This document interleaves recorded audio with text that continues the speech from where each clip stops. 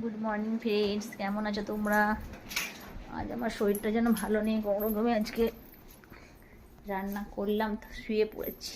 ওই হয়, কিছু ভালো থাকবো কিছুদিন, কিছুদিন খারাপ, এই নিয়ে আমার জীবন।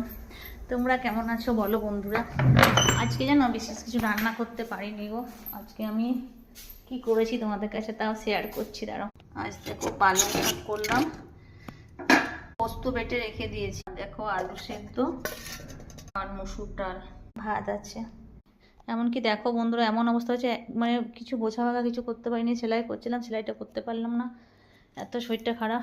যদি তোমার শরীর খারাপ হয় তাহলে দেখবে তুমি কিছুই করতে পারবে না। ওইরকমই হয়ে যায় মাঝে মাঝে, একবার করে শরীরটা খারাপ হয়ে যায়, নিজেও বুঝতে পারি না কেন হয়। তোমরা সবাই কি করছো বন্ধুরা?